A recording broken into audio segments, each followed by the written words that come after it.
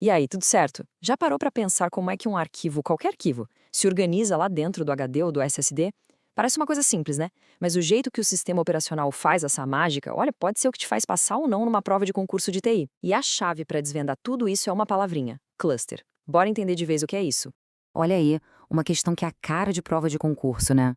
À primeira vista, parece até um problema de matemática meio chato. Mas eu garanto uma coisa: até o final da nossa conversa aqui, a resposta vai parecer óbvia. E mais importante, a lógica por trás dela vai ficar super clara. Um conhecimento que todo profissional da área precisa ter na ponta da língua.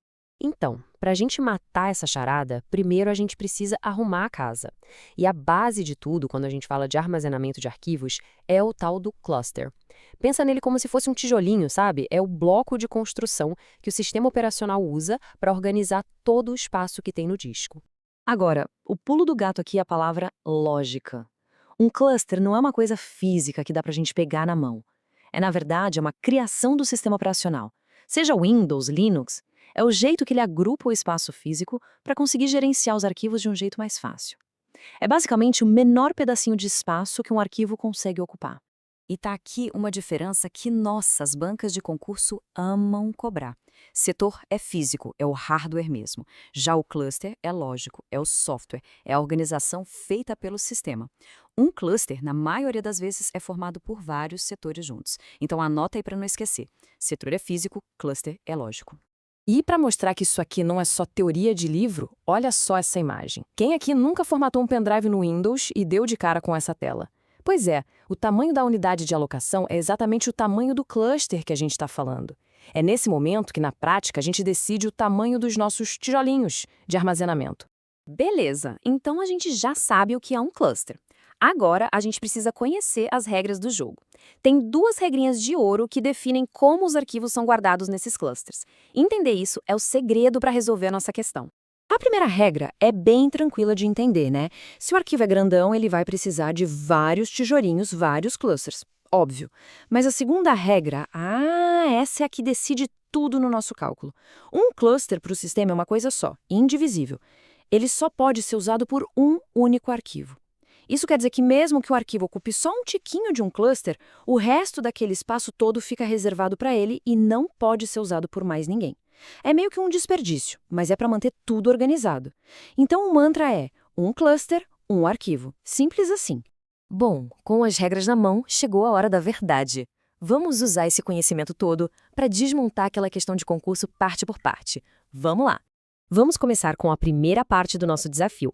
A gente tem um arquivo de 18 kilobytes e um sistema de arquivos que trabalha com tijolinhos de 4 kilobytes cada. A matemática aqui é bem direta. 18 dividido por 4 dá 4,5. Ah, mas aí entra a nossa regra de ouro. Não existe meio cluster. O arquivo vai ocupar 4 clusters inteirinhos. E para guardar aquele restinho, aquele 0,5, ele vai precisar de um quinto cluster inteiro só para isso. É por isso que a gente sempre, sem exceção, arredonda para cima. Resultado, 5 clusters. Certo. Agora, vamos para o segundo cenário. O arquivo é o mesmo, 18 KB, mas agora os nossos tijolinhos, os clusters, são menores, de 2 KB cada. Olha só que legal. Nesse caso, 18 dividido por 2 dá exatamente 9. A conta deu redondinha, não sobrou nada, não tem fração. O arquivo se encaixou que nem uma luva nos 9 clusters. Aqui não precisa arredondar nada. E esse slide aqui mostra o resumo da ópera. No sistema com cluster de 4 KB, a gente precisou de 5 clusters. No sistema com 2 KB, precisamos de 9. A lógica fica muito clara quando a gente vê os dois lado a lado, né? Tudo por causa daquelas regras. E pronto, matamos a charada. Para o sistema com cluster de 4 KB, a resposta é 5. Para o de 2 KB, a resposta é 9. Então, voltando lá na nossa pergunta original, a alternativa correta que tem 5 e 9 é a letra D. Viu como fica fácil quando a gente sabe as regras do jogo? Mas claro, acertar a questão é só o começo. O legal é entender o impacto disso no mundo real. Lembra do nosso primeiro cálculo onde o arquivo usou 4,5 clusters e a gente teve que reservar 5? O que aconteceu com aquele meio cluster que ficou sobrando? Pois é, esse espacinho desperdiçado tem nome. E é outro termo que despenca em prova: fragmentação interna.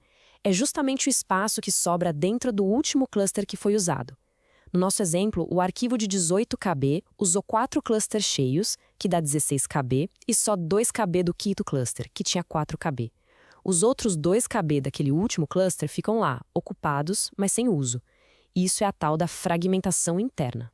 E para a gente fechar com chave de ouro, fica aí um desafio. Usando essa mesma lógica que a gente aprendeu, quantos clusters um arquivo de 25 KB ocuparia num sistema com um cluster de 8 KB? Faz a conta aí, divide 25 por 8 e aplica a nossa regra de ouro. A resposta não só vai dizer o número de clusters, mas também vai mostrar o tamanho do desperdício por causa da fragmentação interna. É exatamente esse tipo de raciocínio que as bancas e o mercado esperam de um profissional de TI.